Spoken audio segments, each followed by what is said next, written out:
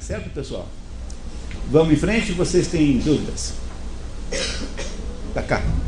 Bem, vamos em frente?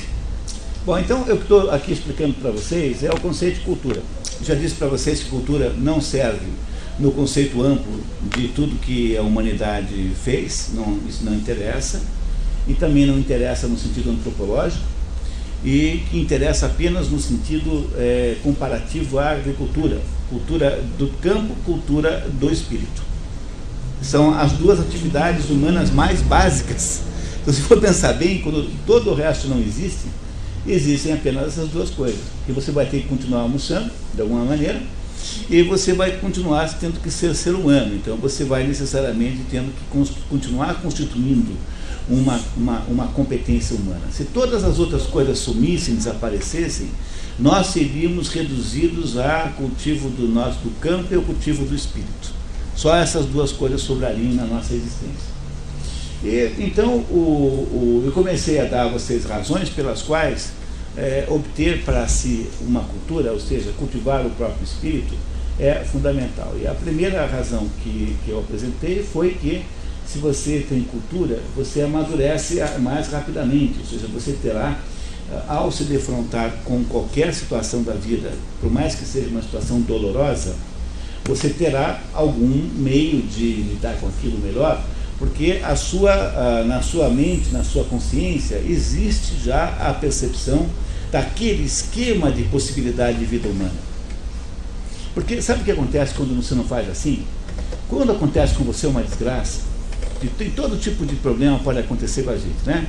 Mas quando acontece com você uma desgraça, o problema número 1 é que você fica achando que aquilo só aconteceu com você na vida.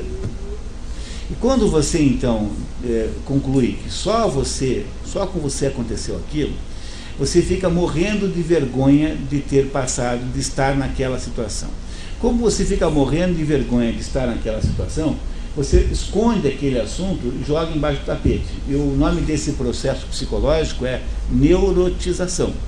Neurotização é quando você esconde embaixo do tapete uma situação qualquer com a qual você não lidou e, sobretudo, a respeito da qual você é incapaz de falar. Como você, se tiver cultura, é já possuidor daquela experiência, pelo menos em teoria, na hora em que acontece com você a mesma coisa, você fala assim, bom, então está acontecendo comigo tal coisa. Estou na mesma situação que eu, Raskolnikov, no Crime e Castigo. Eu acabei de descobrir que eu estou criando uma exceção moral para mim mesmo, o que é errado, e eu agora entendi o que estou fazendo.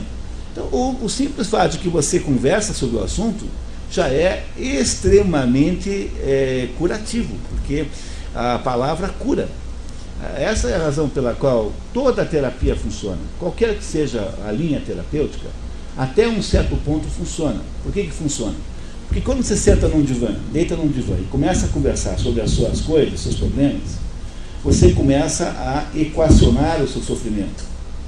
Então você está sofrendo com alguma coisa. A pior situação possível é deixar o sofrimento intacto, porque ele irá perseguir a sua existência o resto da vida. Mas se você consegue explicar alguma coisa, falar sobre ele, né, e você, de alguma maneira, você exorciza aquilo.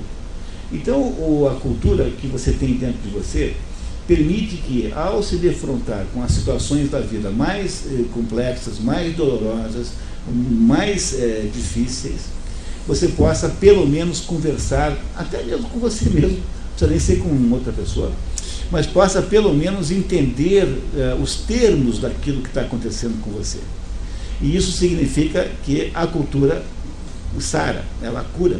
Ela retira a tendência à neurose que todo mundo tem, que é esconder por vergonha os maiores problemas da vida e depois deixar que esses problemas fiquem assombrando a sua existência 20 anos seguidos, porque você não conseguiu exorcizar aquela situação e você cria então uma fantasia sobre aquilo que você viveu que transforma aquele problema em um problema muito maior do que ele é. Não é isso? Goethe dizia o seguinte, Goethe dizia que não há nenhum problema, nenhuma situação que o tempo não melhore. todas as situações da vida, o tempo melhora. Então, é só você perceber bem, aquilo que você fez com 15 anos, que você achou que foi a maior burrice que alguém podia ter feito na vida, hoje em dia você dá risada daquilo, né? Entendeu? Aquele negócio de roubar aquelas galinhas, não sei aonde, não, que você ficou aterrorizado anos que descobrissem, hoje você acha aquilo engraçado. Então, há de fato uma atenuação que o tempo faz das coisas da vida, mas essa atenuação necessita obrigatoriamente que você tenha algum controle sobre o problema. Porque se você deixa neurotizar, se você faz de conta, se você se autocondena a não entrar no assunto, você não obtém o benefício do tempo, porque aquilo que está escondido não é passível desta regra de melhoramento com o passar do tempo. Para que você possa se tornar capaz de ser beneficiário dessa regra do tempo, é preciso que você exponha o problema a ele, do mesmo modo que só se pega a ferrugem se você expuser as chuvas e a ferrugem só tem se você expuser o ferro à chuva. Então, se você expõe a chuva, contando, dizendo o que é, e dizer o que você está vivendo, quer dizer, ser capaz de equacionar aquele problema, depende de quanta cultura você tem. Porque a primeira coisa que acontece com você é que você não será a primeira pessoa com quem aconteceu aquilo. Aí há o primeiro benefício extraordinário, que só fosse só esse já seria muito bom, né? O primeiro benefício extraordinário da ideia de cultura, de ter tido a capacidade de se apossar desses conteúdos que estão, por exemplo, nas grandes obras de literatura. Como nós fazemos aqui todo mês no programa Expedições pelo Mundo da Cultura, nós tomamos de assalto 10 tesouros por ano. Né? O nosso programa aqui em Paranavaí toma de assalto 10 tesouros por ano.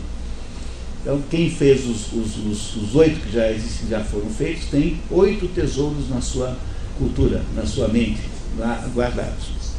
Somos, portanto, estamos mais ricos. Tá certo, pessoal? Vamos em frente, vocês têm dúvidas?